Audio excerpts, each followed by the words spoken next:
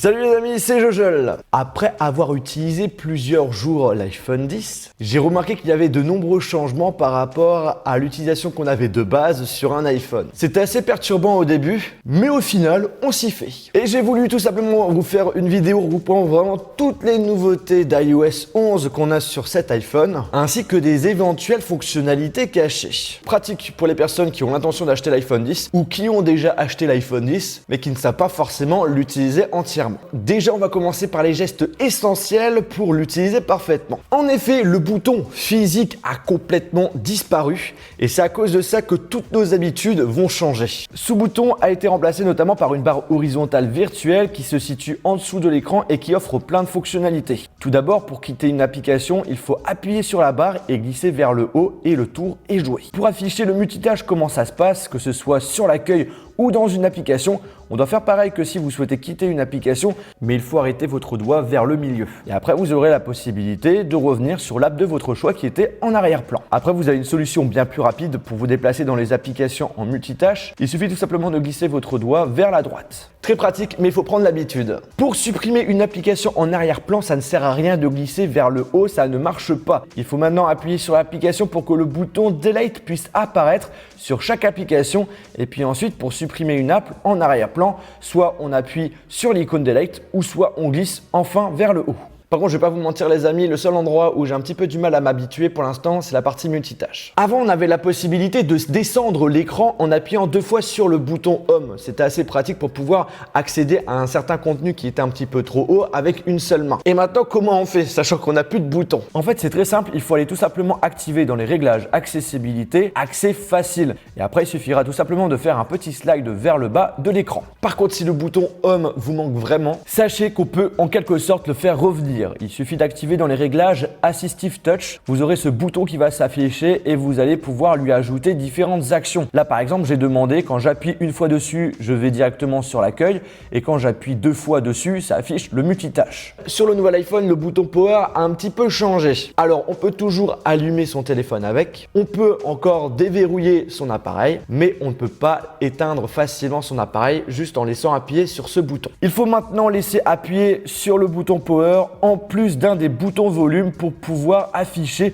le menu pour éteindre son iPhone. J'avoue que sur ce coup, c'est pas très rapide. C'est une petite habitude à prendre. D'ailleurs, pour les personnes qui se posent la question comment on fait le redémarrage sur cet iPhone, par exemple si votre iPhone a complètement bugué, avant il fallait appuyer simultanément sur le bouton Power et sur le bouton Home. Là maintenant, il faut appuyer sur le bouton volume plus, ensuite moins et laisser appuyer sur le bouton Power. Et après, vous aurez le droit au petit logo de la pomme qui va s'afficher et votre appareil va donc redémarrer. On revient à notre bouton Power, juste en laissant appuyer dessus, vous allez tout simplement activer Siri.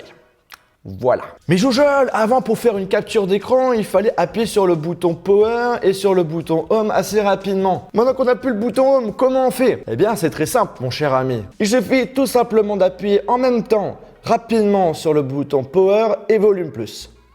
Voilà. La grosse nouveauté sur cet iPhone, c'est Face ID, le déverrouillage avec son visage. Alors ce n'est pas plus rapide que Touch ID, mais ça marche quand même très bien. J'ai justement fait une vidéo dédiée sur Face ID, donc si vous voulez en savoir un petit peu plus, il suffit tout simplement d'aller dans la description, je mettrai le lien de la vidéo. Et en fait, vous avez une option qui permet de cacher le contenu de vos notifications tant que vous ne regardez pas votre iPhone. Pratique si vous avez des choses à cacher. Après, si vous souhaitez voir le contenu de tel message sans avoir à activer Face ID, on peut bien entendu désactiver l'option dans les réglages, dans notifications. Autre geste par rapport à avant, le Control Center qui s'affiche désormais en glissant du haut vers le bas à droite. À gauche, ça va afficher les notifications. Alors je ne vais pas vous mentir, il faut vraiment avoir une grande main pour pouvoir accéder facilement à cette partie de l'écran. Donc la petite astuce que je vous propose, c'est de descendre tout simplement l'écran et puis après d'appuyer vers le milieu, voilà, et d'aller vers le bas. Et là, ça va afficher le Control Center. Après, j'avoue, c'est bien moins rapide qu'avant. D'ailleurs, en affichant le Control Center, vous l'avez peut-être remarqué,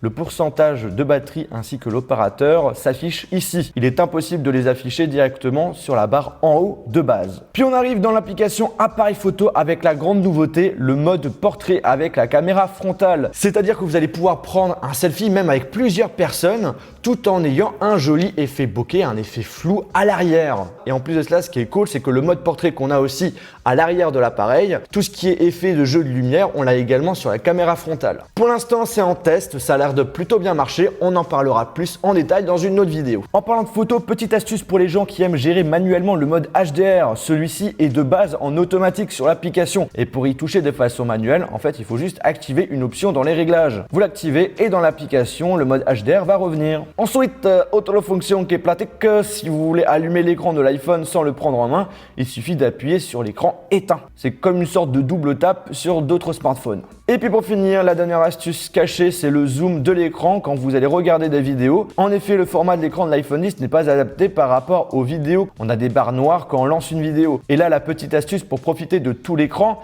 c'est de faire un zoom avec les doigts tout simplement. Après, le seul point négatif, c'est qu'il y a des parties de la vidéo qu'on ne voit plus. Bref les amis, j'espère que cette vidéo où je vous ai présenté les nouveautés les plus importantes d'iOS 11 sur cet iPhone 10 ainsi que certaines fonctionnalités cachées très pratiques, que ça vous a plu. Si c'est le cas, je vous invite à lâcher un gros pouce bleu. N'hésitez pas à partager cette vidéo aux personnes qui ont l'intention d'acheter un iPhone 10 ou qui ont acheté un iPhone 10.